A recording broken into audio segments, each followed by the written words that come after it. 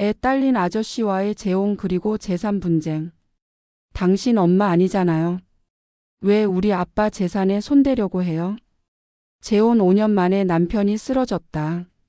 그런데 장례식장에서 26살 의붓딸이 내민 건 상속포 기각서였다. 떨리는 손으로 통장 잔고를 확인한 순간 핸드폰이 손에서 미끄러져 바닥에 떨어졌다. 15억. 남편 명의로 된 돈이 모두 사라지고 있었다. 아니 이미 사라진 후였다. 정미숙 53세. 첫 남편을 교통사고로 잃고 8년을 혼자 살았다. 딸 하나 대학 보내고 인천 부평에서 작은 분식집을 운영하며 하루하루를 버텼다. 새벽 5시에 일어나 육수를 끓이고 밤 10시가 넘어서야 집에 돌아오는 삶. 재혼? 생각도 하지 않았다. 아니 할 여유가 없었다. 그러던 2018년 겨울 단골 손님이던 김동철 씨가 조심스럽게 말을 꺼냈다. 사장님 제가 너무 뻔뻔한 건 아닌지 모르겠는데 괜찮으시면 한번 식사라도 같이 할 수 있을까요? 58세 중견건설회사 부장. 키는 175cm 정도의 약간 구부정한 어깨 하지만 눈빛만큼은 따뜻했다. 10년 전 아내를 위암으로 보내고 대학생 딸 하나를 키워냈다고 했다. 점잖고 다정했다. 무엇보다 말이 통했다. 미숙의 딸도 엄마 요즘 표정 좋아졌어라며 눈치를 챘다. 3개월 정도 만나고 동철 씨가 청혼했다. 미숙 씨 이 나이에 이런 말 하는 게 쑥스럽긴 한데 혼자 사는 게 너무 외롭더라고요. 우리 같이 살면 안 될까요? 미숙의 딸은 처음엔 반대했다. 엄마 너무 빠른 거 아니야? 그 사람 딸은 뭐래? 혹시 재산 노리는 거 아니야?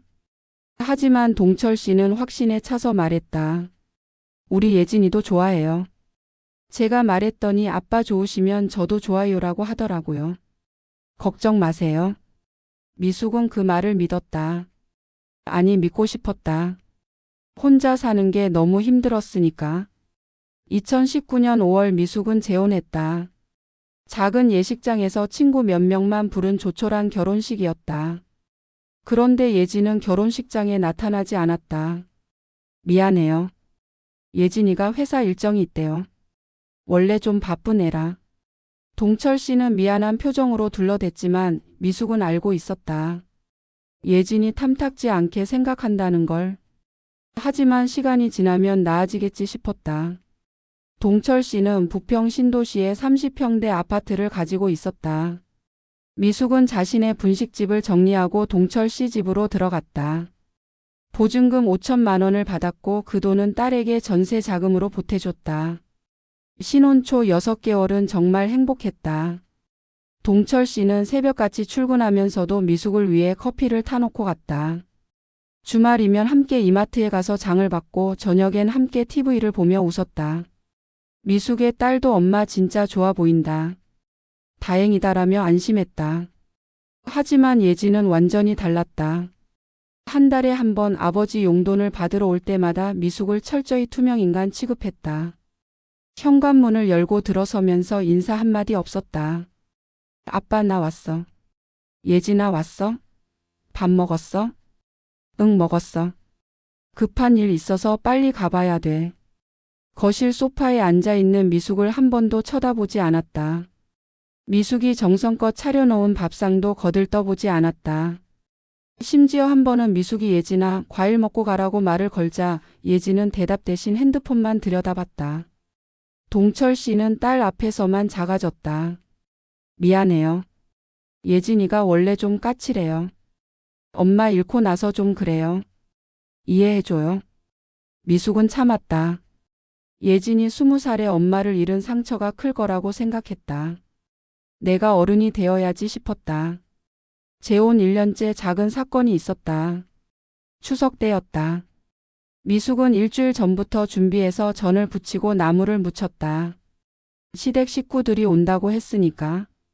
그런데 막상 명절 당일 동철 씨의 형님 내외가 오더니 예진만 찾았다. 예진이 어디 갔어? 회사 일 있다고 못 온대요. 아이고 우리 예진이 고생이 많네. 그래도 명절인데. 형님 내외는 미숙이 차려놓은 음식을 먹으면서도 미숙에게 수고했다는 말 한마디 없었다. 대신 동철 씨에게만 동생 참 좋겠다. 이렇게 잘 챙겨주는 사람 만나서라고 말했다. 마치 미숙이 가정부라도 되는 것처럼. 재혼 2년째 되던 해 더 이상한 일이 시작됐다. 어느 날 생활비 통장을 확인하던 미숙은 눈을 의심했다. 매달 200만 원씩 어디론가 자동이체가 되고 있었다. 수신자는 김예진. 여보 이거 뭐예요? 아 그거? 예진이 학원비. 요즘 취업 준비한다고 학원 다니잖아. 예진이 대학 졸업한 지 2년 됐잖아요. 학원비가 200만 원씩이나 해요. 토익이랑 컴퓨터 학원이랑 여러 개 다니나 봐. 취업이 얼마나 어려운데. 미숙은 더 이상 묻지 않았다. 하지만 석연치 않았다. 200만 원이면 웬만한 학원을 다 다녀도 남는 금액이었다. 재혼 3년째 동철 씨가 회사 건강검진에서 이상 소견을 받았다. 췌장에 혹이 있대요. 정밀 검사 받아보래요. 미숙의 가슴이 철렁 내려앉았다. 수연은 한지은에게 들은 이야기를 전부 말해줬다. 숨겨진 재산 4년 전 이혼 당시의 진실 그리고 아빠의 유언. 민지는 듣는 내내 눈물을 흘렸다. 아빠가 그랬어? 엄마한테? 응. 엄마 미안해. 내가 몰랐어. 민지가 엄마 품에 안겼다. 수연은 딸의 등을 토닥였다. 민지야, 이 돈 받을 거야?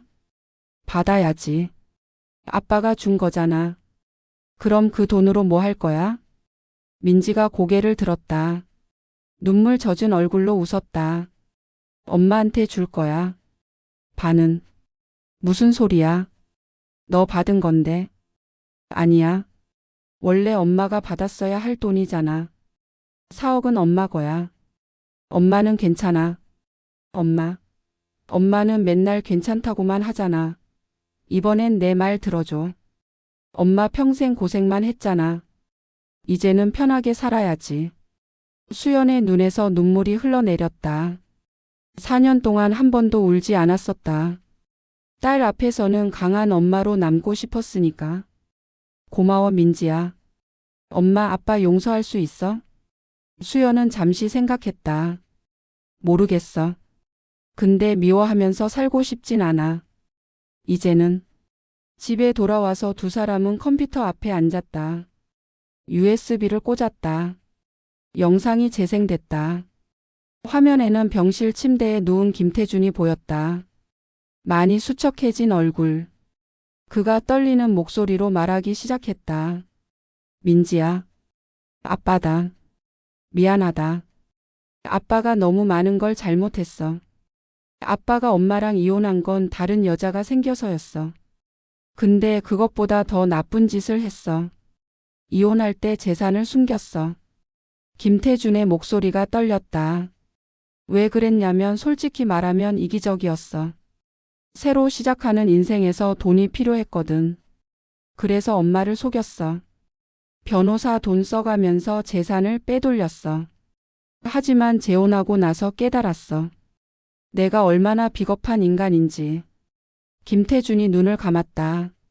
눈물이 흘러내렸다. 민지야.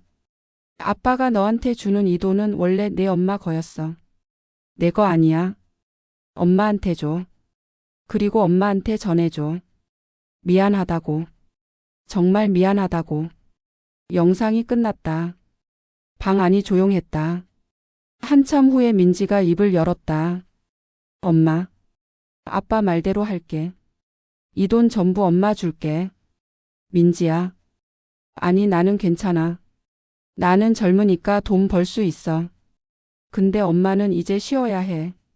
수연은 딸을 꼭 안았다. 다음 날 두 사람은 은행에 갔다.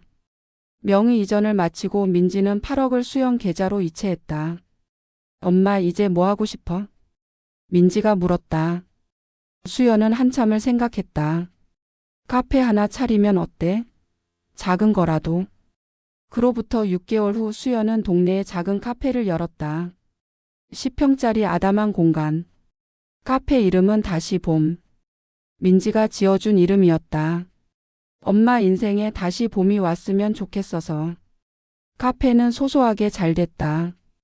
수연은 아침 10시에 문을 열고 저녁 6시에 닫았다. 새벽 출근도 밤늦은 설거지도 없었다. 어느 날 저녁 손님이 다 간 카페에서 민지와 차를 마시고 있었다. 엄마 행복해? 응. 너는? 나도. 취업도 됐고 엄마도 건강해지고. 민지는 대기업에 입사했다. 남은 7억은 안전하게 예금과 펀드로 나눠 넣었다. 며칠 후 카페에 손님이 왔다. 한지은이었다. 안녕하세요. 축하 화환 보내려고 민지한테 연락했더니 직접 오고 싶다고 하셔서. 그러셨구나. 앉으세요. 수연이 커피를 내렸다. 한지은에게 내어주며 앉았다. 수연 씨, 그동안 어떻게 지내셨어요? 이제 좀 살만해졌어요. 민지도 취업했고. 다행이에요. 저는 고향 내려가서 작은 서점 하나 차렸어요. 두 사람은 한동안 이야기를 나눴다. 어색했지만 불편하진 않았다. 과거의 적이었지만 이제는 그냥 인생의 어느 시점을 공유했던 사람들이었다. 한지은이 일어서며 말했다. 수연 씨 행복하세요? 꼭. 한지은 씨도요. 그날 밤 집으로 돌아온 수연은 창문을 열었다. 바람이 시원했다. 별이 많았다. 이혼하고 4년. 지옥 같았던 시간들.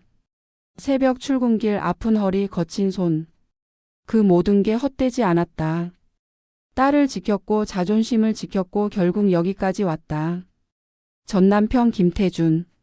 미웠지만 이제는 미운 감정도 희미해졌다. 용서는 아니지만 이해는 조금 됐다. 사람은 완벽하지 않으니까. 핸드폰이 울렸다. 민지였다. 엄마 자? 아직. 왜? 그냥 사랑한다고 말하고 싶어서. 나도 사랑해 우리 딸. 전화를 끊고 수연은 다시 하늘을 봤다. 별들이 반짝였다. 50년을 살아오며 많은 일이 있었다. 그 모든 것을 지나 지금 이 자리에 서 있었다. 그리고 깨달았다. 인생은 끝나지 않는다는 것을. 50살도 60살도 새로운 시작이 될 수 있다는 것을. 수연은 창문을 닫고 침대에 누웠다. 내일은 또 카페 문을 열고 손님을 맞이하고 딸과 저녁을 먹을 것이다. 평범하지만 소중한 일상. 그것으로 충분했다. 장례식장에서 받은 하얀 봉투. 그 안에 들어있던 15억. 그건 단순한 돈이 아니었다. 진실이었고 사과였고 새로운 시작이었다. 그리고 무엇보다 딸의 사랑이었다. 여러분이라면 이 상황에서 어떻게 하셨을까요? 전 남편이 숨긴 재산, 새 부인이 전해준 진실, 그리고 딸이 내민 손. 댓글로 의견 남겨주세요. 구독과 좋아요는 큰 힘이 됩니다.